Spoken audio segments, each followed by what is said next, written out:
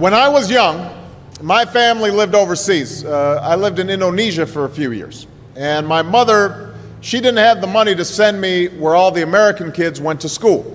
But she thought it was important for me to keep up with an American education. So she decided to teach me extra lessons herself, Monday through Friday. But because she had to go to work, the only time she could do it was at 4:30 in the morning. But whenever I'd complain, my mother would just give me one of those looks and she'd say, "This is no picnic for me either, Buster." So I know that some of you are still adjusting to being back at school, but I'm here today because I have something important to discuss with you. My father left my family when I was 2 years old, and I was raised by a single mom who had to work and who struggled at times to pay the bills and wasn't always able to give us the things that other kids had. There were times when I missed having a father in my life. There were times when I was lonely and I felt like I didn't fit in. So I wasn't always as focused as I should have been on school. And I did some things that I'm not proud of. And I got in more trouble than I should have. And my life could have easily taken a turn for the worse. But I was lucky. I got a lot of second chances. And I had the opportunity to go to college and law school and follow my dreams. My wife, our First Lady, Michelle Obama, she has a similar story. Neither of her parents had gone to college, and they didn't have a lot of money. But they worked hard, and she worked hard so that she could go to the best schools in this country. Some of you might not have those advantages. Maybe you don't have adults in your life who give you the support that you need. Maybe someone in your family has lost their job, and there's not enough money to go around. Maybe you live in a neighborhood where you don't feel safe, or have friends who are pressuring you to do things you know aren't right. Maybe you could be a great writer, maybe even good enough to write a book or articles in a newspaper, but you might not know it until you write that English class paper that's assigned to you. Maybe you could be an innovator or an inventor, maybe even good enough to come up with the next iPhone or the new medicine or vaccine, but you might not know it until you do your project for your science class. Maybe you could be a mayor or a senator or a Supreme Court justice, but you might not know that until you join student government or the debate team. And no matter what you want to do with your life, I guarantee that you'll need an education to do it. You want to be a doctor or a teacher or a police officer? You want to be a nurse or an architect, a lawyer or a member of our military? You're going to need a good education for every single one of those careers. You cannot drop out of school and just drop into a good job. You've got to train for it and work for it and learn for it. And this isn't just important for your own life and your own future. What you make of your education will decide nothing less than the future of this country. The future of America depends on you. What you're learning in school today will determine whether we as a nation can meet our greatest challenges in the future. You'll need the knowledge and problem-solving skills you learn in science and math to cure diseases like cancer and AIDS, and to develop new energy technologies and protect our environment.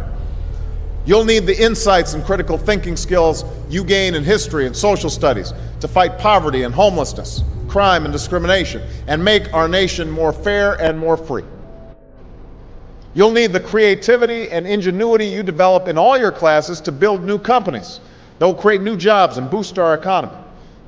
We need every single one of you to develop your talents and your skills and your intellect so you can help us old folks solve our most difficult problems. If you don't do that, if you quit on school, you're not just quitting on yourself, you're quitting on your country. Now, I know it's not always easy to do well in school. I know a lot of you have challenges in your lives right now that can make it hard to focus on your schoolwork. I get it. I know what it's like. But at the end of the day, the circumstances of your life, what you look like, where you come from, how much money you have, what you've got going on at home, none of that is an excuse for neglecting your homework or having a bad attitude in school. That's no excuse for talking back to your teacher or cutting class or dropping out of school. There is no excuse for not trying. Where you are right now doesn't have to determine where you'll end up. No one's written your destiny for you. Because here in America, you write your own destiny. You make your own future. That's what young people like you are doing every day all across America. That's why today I'm calling on each of you to set your own goals for your education and do everything you can to meet them. Your goal can be something as simple as doing all your homework, paying attention in class, or spending some time each day reading a book. Maybe you'll decide to get involved in an extracurricular activity or volunteer in your community. Maybe you'll decide to stand up for kids who are being teased or bullied because of who they are or how they look. Because you believe, like I do, that all young people deserve a safe environment to study and learn. Maybe you'll decide to take better care of yourself so you could be more ready to learn. But whatever you resolve to do, I want you to commit to it. I want you to really work at it. I know that sometimes you get that sense from TV that you can be rich and successful without any hard work. That your ticket to success is through rapping or basketball or being a reality TV star. Chances are you're not going to be any of those things. The truth is, being successful is hard. You won't love every subject that you study. You won't click with every teacher that you have. Not every homework assignment will seem completely relevant to your life right at this minute. And you won't necessarily succeed at everything the first time you try. That's okay. Some of the most successful people in the world are the ones who've had the most failures. J.K. Rowling, who wrote Harry Potter, her first Harry Potter book was rejected 12 times before it was finally published. Michael Jordan was cut from his high school basketball team. He lost hundreds of games and missed thousands of shots during his career. But he once said, "I have failed over and over and over again in my life, and that's why I succeed."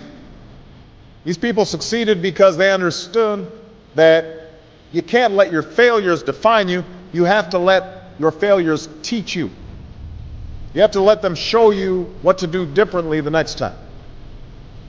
So if you get into trouble, that doesn't mean you're a troublemaker. It means you need to try harder to act right. If you get a bad grade, that doesn't mean you're stupid. It just means you need to spend more time studying. No one's born being good at all things. You become good at things through hard work. You're not a varsity athlete the first time you play a new sport. You don't hit every note the first time you sing a song. You've got to practice. The same principle applies to your schoolwork. You might have to do a math problem a few times before you get it right. You might have to read something a few times before you understand it. You definitely have to do a few drafts of a paper before it's good enough to hand in. Don't be afraid to ask questions. Don't be afraid to ask for help when you need it. I do that every day. Asking for help isn't a sign of weakness, it's a sign of strength. Because it shows you have the courage to admit when you don't know something, and that then allows you to learn something new. So find an adult